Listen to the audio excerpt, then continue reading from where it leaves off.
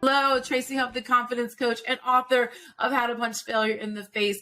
And I am here on our Elle'vate podcast today, where we elevate women being extraordinary in their own unique, extraordinary ways. And I am here with Miss Demetria Davis, who is extraordinary on a whole nother level. She is I'm going to mess it up, I think, a little bit, but you were a Olympic athlete, right? You competed professionally. Mm-hmm. World champion, right? In track, right? In track, but she's also a successful in her relationship with her husband. She's been married for 12 years, mm-hmm. Right? Yes, ma'am. Yeah, and she is do you co-pastor the church with your husband? Yes, ma'am, we do. We pastor together. Okay, and so she co-pastors the church with her husband, and she is a business owner where she's doing a business that she is in love with and is passionate about, and which is why we have her on our podcast today. So welcome, welcome, welcome. Thank you for the warm welcome. Thank you so much for having me. It's an honor and a pleasure. Thank you. Oh, I'm so glad that you're here. So let's talk about how you got into track and field and how like that part of your journey happened. Yes. Tell me about that. So I got into track and field when I was a little girl. My dad was in the military here in Fayetteville, North Carolina. He was in 82nd. So he was in the military about 36 years. So he said he used to take me with him when he would go run PT sometimes out at one of the local tracks, and said that I would go running with him. Mm-hmm. And then one day he looked down and was like, "This little girl is still beside me. Like, she can run." And so he noticed that, and he was like, "Okay, she's still running." So they found a track team for me to join. And then from there, I just ran summer track and field, excelled in summer track and field with the rec centers, went to nationals and different things like that. Ran in high school and was successful in high school as well. And then after high school, I went to the University of South Carolina. Go Gamecocks! Went to the University of South Carolina there.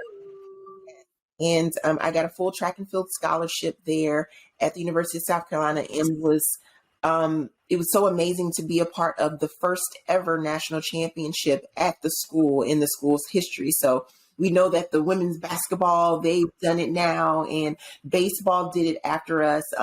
But the women's track and field team, we were the first ones to earn a team national championship there. So we go down in history. So I'm excited to have been a part of that, to be able to help part of their legacy. Yes, that is awesome. Yeah. So so I did summer track and field. Then of course I did high school, college. College was very successful, and so after college I did run professionally for Nike. I was endorsed by Nike, and so I ran for a few years, competed professionally, traveled. Wait. You can't skip over. Wait. You can't skip over. I was endorsed by Nike. Okay, like you can't just go like, blah, blah, blah. Like, I wasn't endorsed by Nike. I mean, my son played for Virginia Tech. He went on a full scholarship there. He wasn't endorsed by Nike. So how did that happen? So after college, I was approached by, different agents. And so I did have a sports agent. And so when you get a sports agent, and then they work out a deal with you with a shoe company. And so I was endorsed by Nike. So of course I had to wear their apparel. I ran. And so when I went to different track meets, I would get appearance fees, or when I ran, if you win. Yeah, really. So how cool did you feel? How cool did you feel being endorsed by Nike? Like when they first said, "Hey, Nike wants to endorse you," like, what did you do? Did you like say, "Shut up"? I was just Nike? Like, or were you like, "Not Adidas"? Like, or were you like I don't know. I just, because, you get your agent and they get deals from different shoe companies like Adidas, Nike, Reebok, whoever. And then you just take the best deal that you feel is for you. And so I was just excited, like, oh my gosh, okay. It was a dream come true because I always wanted to run professional. So it was definitely a dream. Okay, so was that like the first dream that came true, or like was like getting into college one of your first dreams, or was like that your first like big one? So getting into college and running track and field in college was one of my dreams. So that was my first dream. Well, that was a dream. Okay. My second dream was running professional track and field. My third dream, I would say happened, but didn't, because my dream was always that I wanted to go to the Olympics. So I didn't make it to the Olympics, but I did make it to World Championships. And so the difference between Olympics and World Championships is Olympics is every 4 years. World Championships is every other year, but it's still, the different countries, and it's an amazing experience. And so with running, it's still like a level.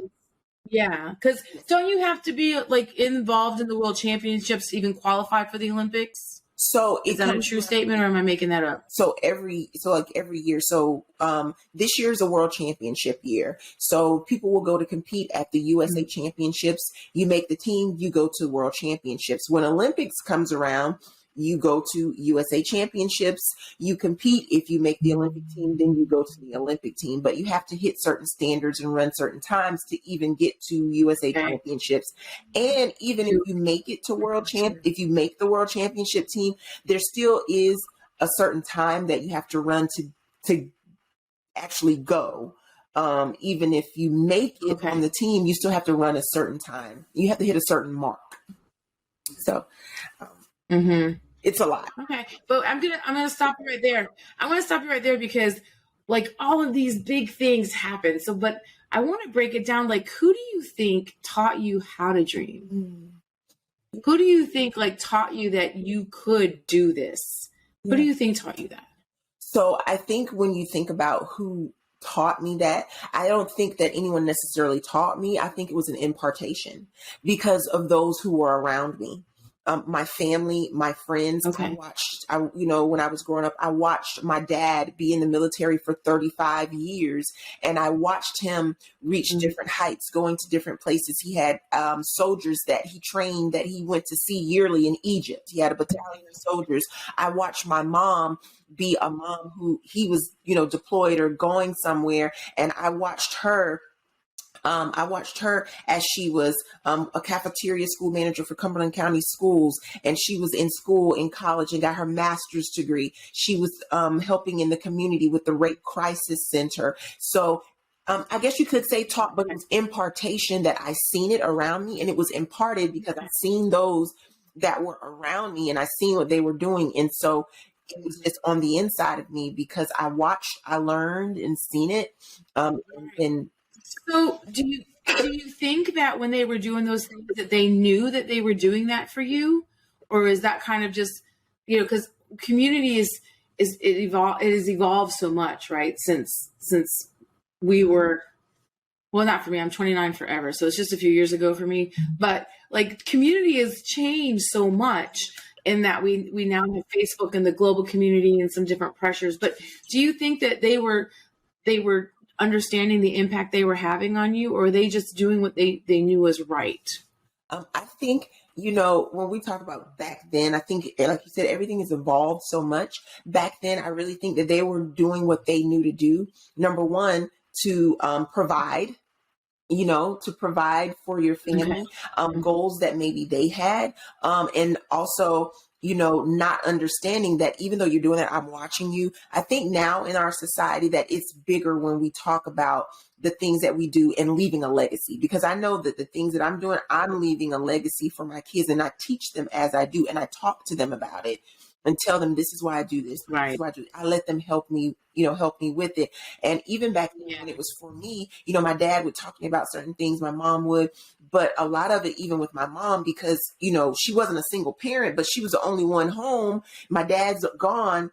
And she's just doing because I called myself a geographical single parent. Like we were like being military spouses, we're married and we have some support, but not all the support. So sometimes we're geographically single. Yeah, absolutely. Yeah. Mm-hmm. Yes, ma'am. So it was a learning experience, just, watching those things with what my parents did. Because I grew up in a house of discipline, and I grew up in a house of service. My parents loved to give to people and do things. So it was impartation, definitely. Okay.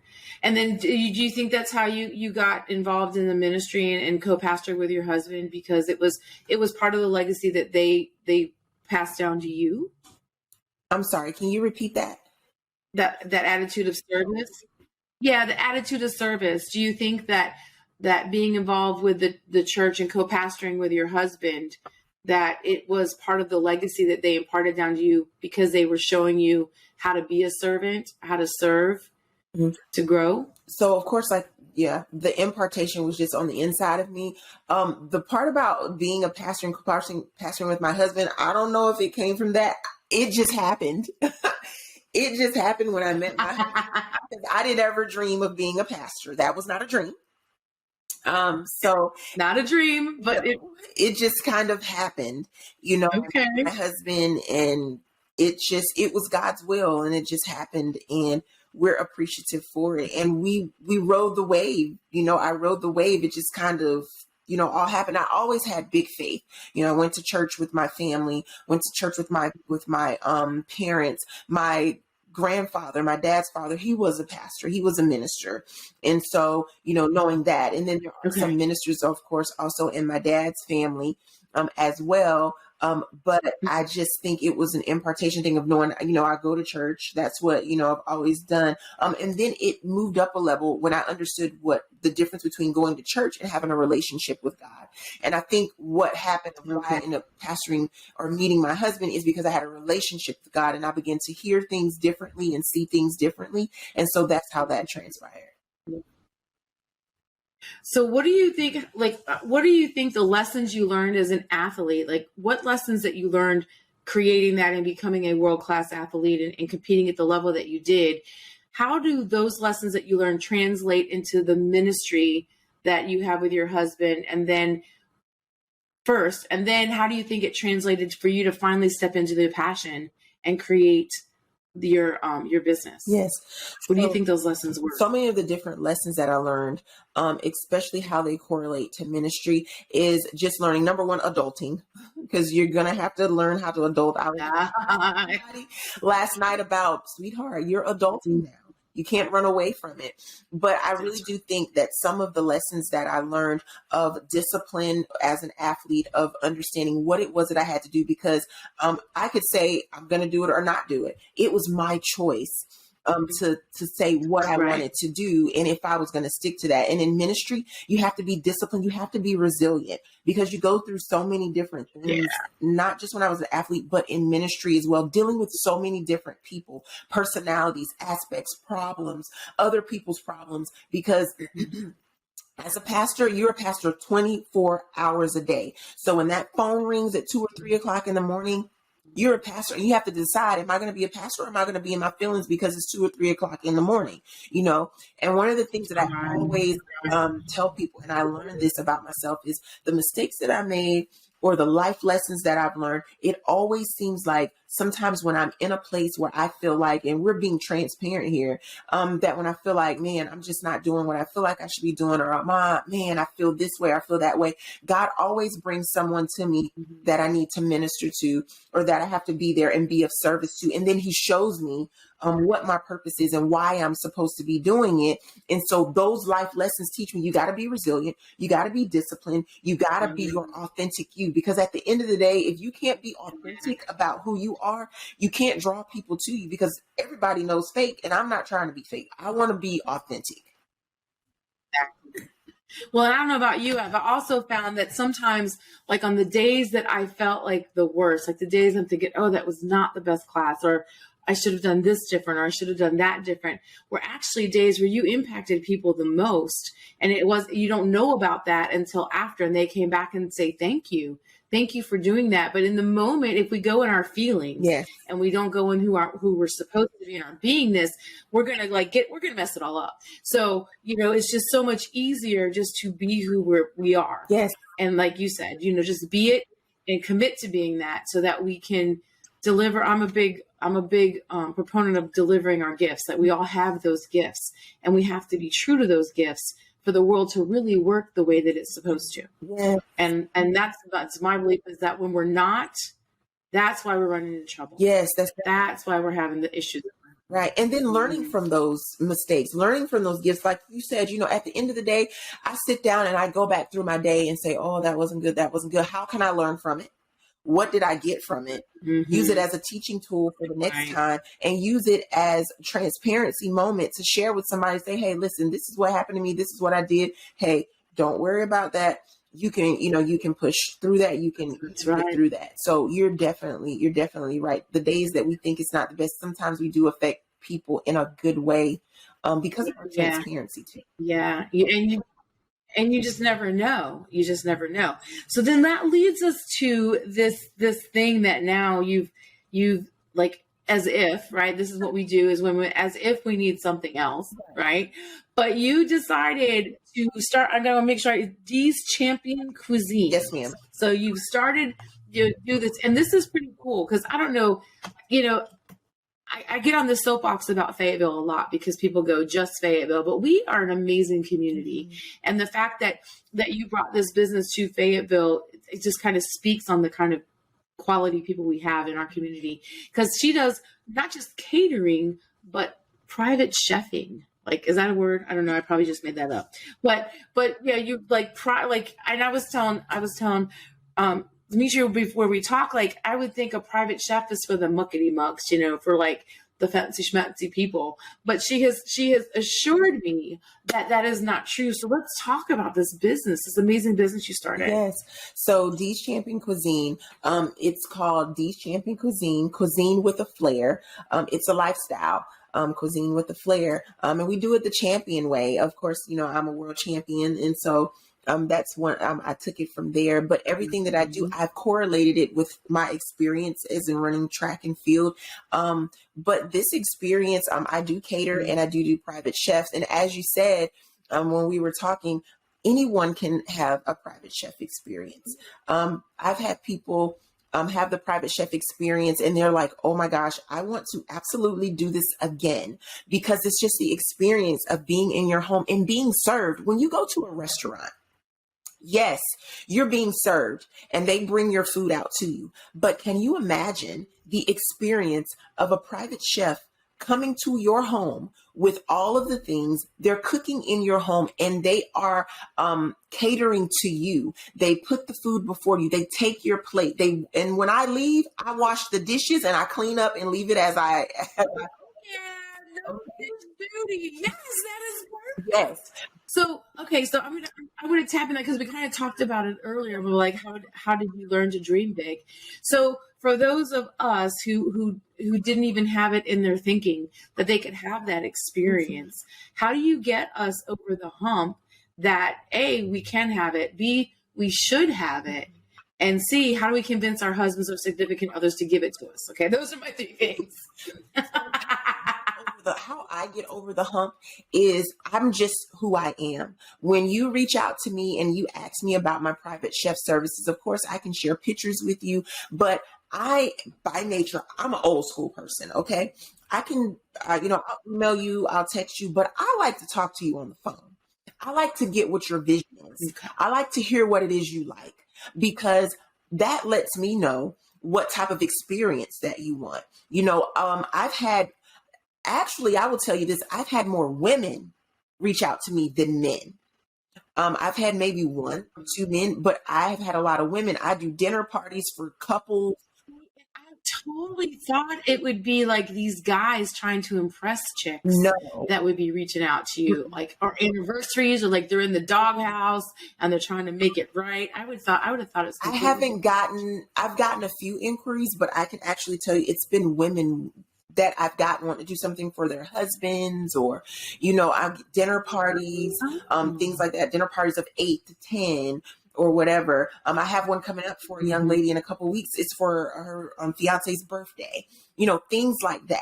I mean, I've even had a male. Well, I had a male for Valentine's. He has a group of friends.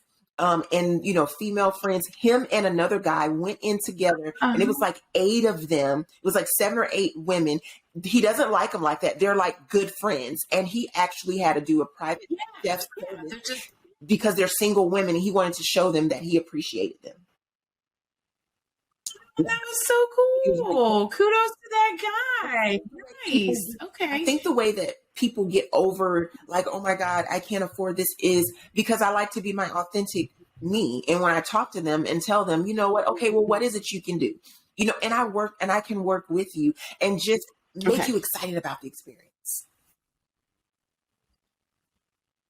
Yeah, I was gonna say, I think that was the one thing I was gonna say. What I've taken, because I just got to meet Demetria for this interview, and one thing I can definitely take away is she loves through food. I don't know if that's a love language, right? But that's what it sounds like, because that's all she keeps talking about, wanting to gift the experience of being waited. I used to tease my husband. I wanted to like have an Alice from the Brady Bunch, like I want an Alice. Right. So that might like not quite Alice, but it'd be close if there's one day or one meal you didn't have to think about and you got to experience someone taking care of you. And I think that's kind of what you're talking about, because sometimes we all spend so much time taking care of everyone else that being taken care of, it's a little foreign. It's a little bit of a different idea. You just gave me an idea.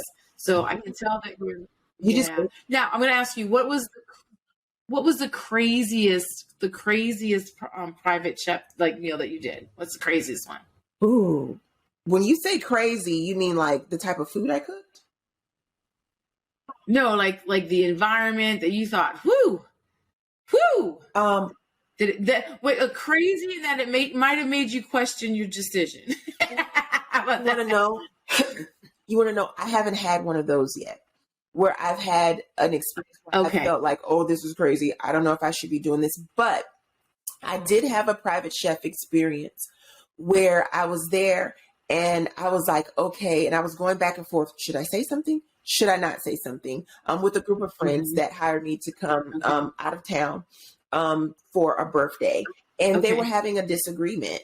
And it was kind of getting heated. And I was like, should I say something? Should I not? But I can't help it. I'm a pastor. And I know that a lot of times, most of the times when I go to these private chef experiences or these catering experiences, they're an assignment and it's what God has me to do. And so I did say something and I was able to speak to them. And then by the grace of God, all God, they thanked me for doing that. And so it wasn't a crazy experience, but it was an experience where I took my love of food for being there. And realize that I'm here on an assignment, not just to cook, but if I can help you guys get through this, then that's what I'm going to do.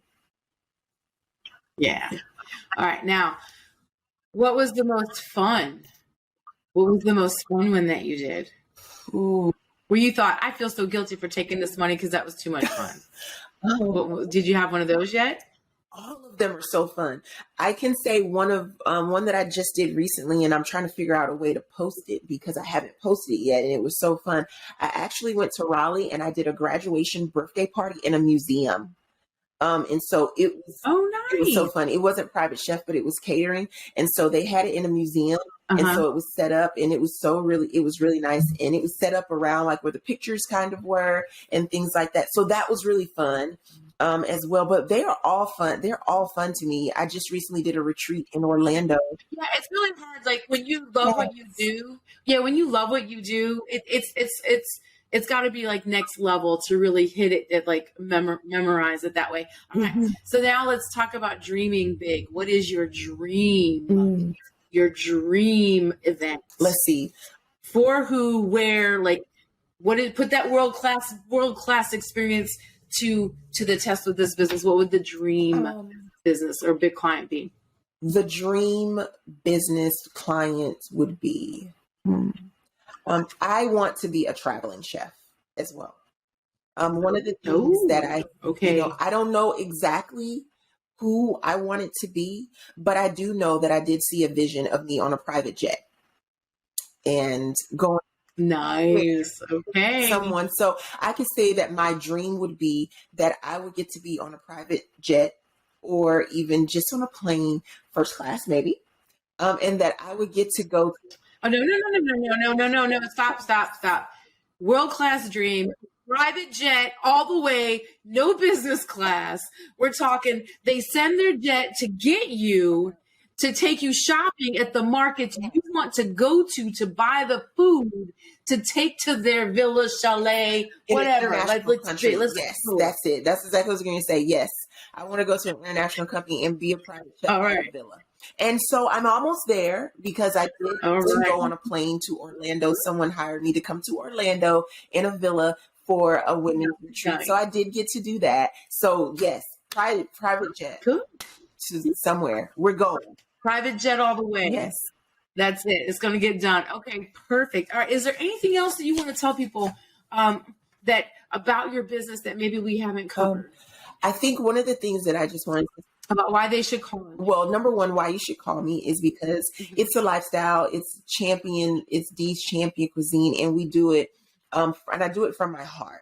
And one of the things that I wanted to share is that I've taken the passion that I had for when I was running, and I've used it with Dee's Champion Cuisine, because when I'm getting ready for a chef service or when I'm getting ready for a catering service, my family knows I'm in the zone. When I was running, I was that type that I was in the zone. I was prepared.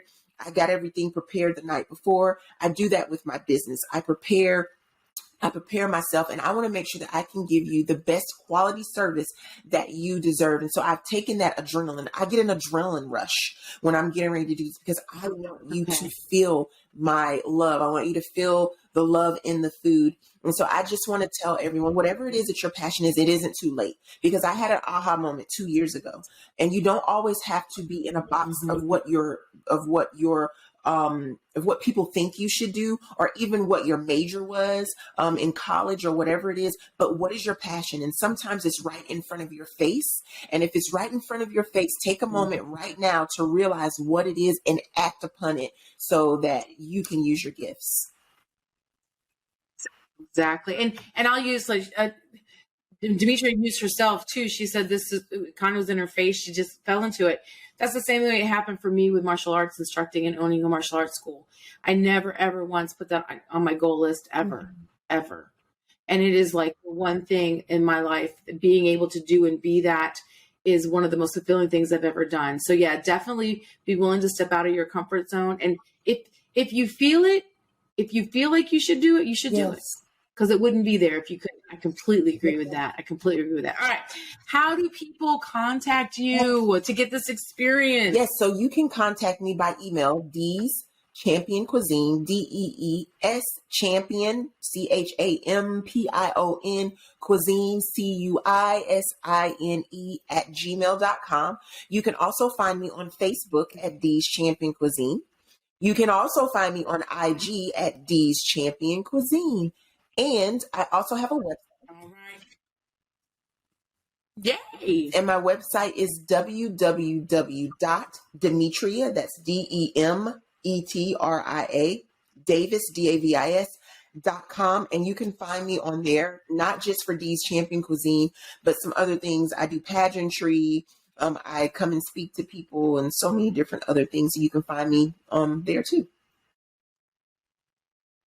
Excellent. And we'll have all the links posted for you guys with this podcast. It was such a pleasure.